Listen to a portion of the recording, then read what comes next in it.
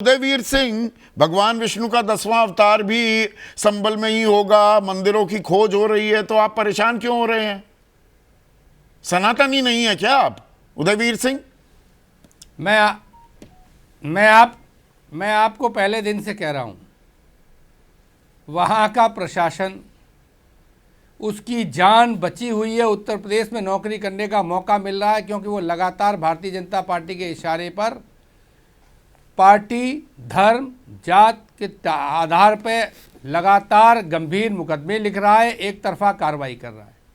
मैंने उस कमिश्नर की पिछली बार खोल के आपको पूरी डिटेल बताई थी, मैं दोबारा समय आपका जाया नहीं करूंगा। पहले जो सवाल आज कुछ आए उनका मैं जवाब आपको दे दूं। खुदाई का जो विषय है, सर्वे होगा, सर्वे के बाद खुदाई की मांग होनी थी। सुप्रीम कोर्ट ने कह दिया कोई निचली अदालत सर्वे का काम नहीं, आदेश नहीं देगी। सरकार को शायद समझ में नहीं आता,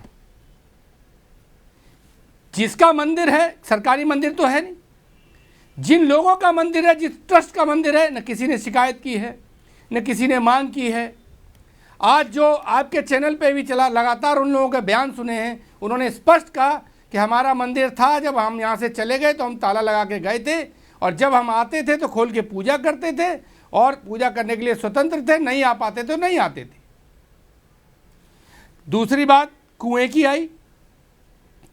ये बताइए कितने लोग कुएं से पानी भरते हैं?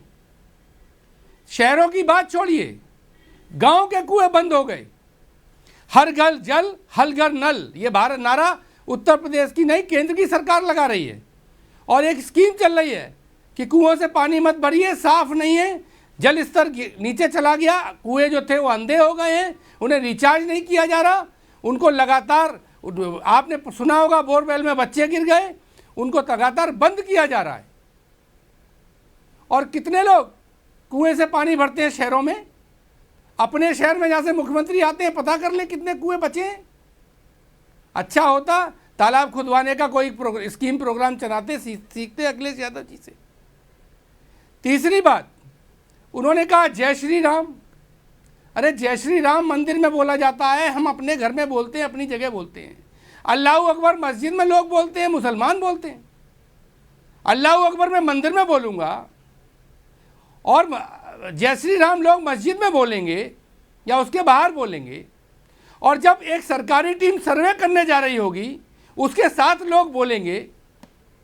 यहाँ पर राजेश महतो हैं, उदयवीर, क्योंकि हमारे दर्शकों के हम सवाल भी लेते हैं इस कार्यक्रम में। रांची वासी हैं, वो कह रहे हैं मंदिर इतने सालों से बंद था, अभी क्यों खोला गया? जो सवाल आप पूछ रहे हैं वो सवाल उनके जहन में भी आ रहा है। पर अगर खोल दिया गया तो उसमें आपको आफत क्या है? और अगर 22 कुएं हैं जी, खुदाई करके देखना चाह रहे हैं, देखने दो, आप स्वागत क्यों नहीं करते? नहीं, मैं अपनी बात पे आ रहा हूं संदीप जी। आपकी बात यहाँ थोड़ी देर में आती है, मेरी बात टूट जाती है। मैं उसी बात पे आ रहा हूं जो आप कह रहे हैं। मैं आपसे ये कह रहा हूं कि सनातनी अगर हैं ये व्यक्ति जो बैठे हैं, तो ये जानते होंगे कि जितनी खंडित मूर्तियां हैं उनका विसर्जन या तो नदियों में होता है या तो कुओं में होता है। ऐसा कोई कुआं ही नहीं होगा जिसमें मूर्ति न मिले। ये किसने दावा किया है कि मेरी मूर्ति इसमें डाली गई है या अमुक मंदिर की इसमें मूर्ति डाली गई है? जो विश्वनाथ कॉरिडोर बनने के लिए सैकड़ों मंदिर तोड़े गए, जो हर घर में मंदिर थे और हजारों की संख्या में शिवलिंग थे, वो कहाँ हैं?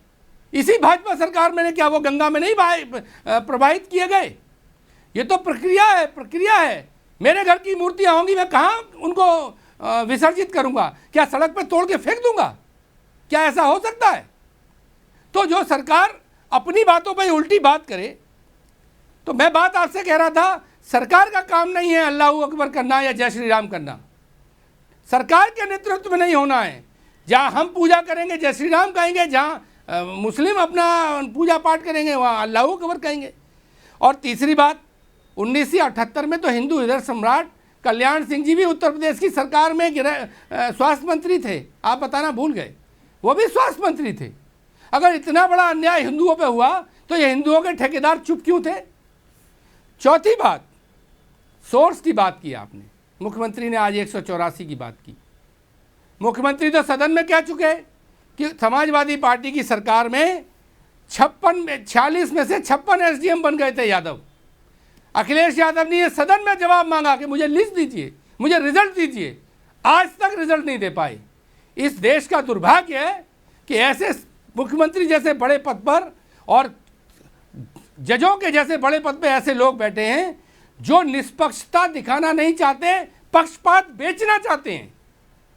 24 का चुनाव लोकसभा का हारने के बाद और कुदरती में बेईमानी कराने के बाद ये पक्षपात बेच रहे हैं, थोप रहे हैं। किसी ने नहीं कहा कि मंदिर मिलने में बुराई है। अरे बुराई इस बात में है कि आप जबरदस्ती बिना शिकायत के कह रहे हैं कि ये मंदिर जबरदस्ती बंद कर दिया गया था। आप एक जाति को, एक धर्म को इस तरह से टारगेट करके लोगों को आरोपित कर रहे हैं। जिनका मंदिर बंद था उन्होंने एक लाइन की एफआईआर की होती, शिकायत की होती, आप कार्रवाई करते। आपके पक्ष में कोई बोलने आ गया होता, आप कार्रवाई करते।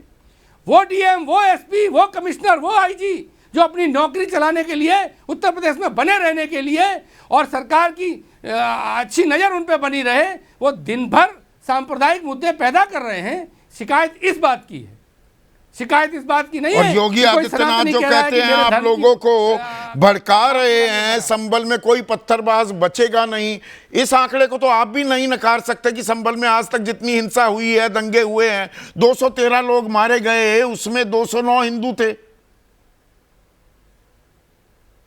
ये हिंदू मुस्लिम जो कर रही है उसमें आपको बैकफुट पर करने की रणनीति भी है, राजनीति भी है इसमें।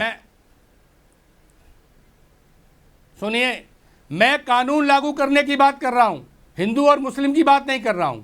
दंगे में एक मरे, 1000 मरे, जो मरा गलत मरा, जिसने मारा उसमें सजा हो। लेकिन सवाल यह है, आप अगर पूरे देश का आंकड़ा लेंगे, जहां जो बहुसंख्यक है, अगर झगड़ा होगा तो क्या अल्पसंख्यक जीत जाएगा? संभल में अगर मुस्लिम आबादी ज़्यादा है, जहाँ हिंदू आबादी ज़्यादा होगी वहाँ के आंकड़े लेंगे, वहाँ दूसरे तरह का होगा।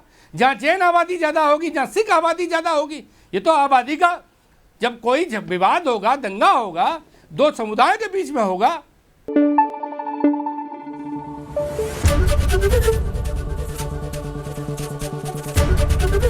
एबीपी न्यूज आपको रखे आगे।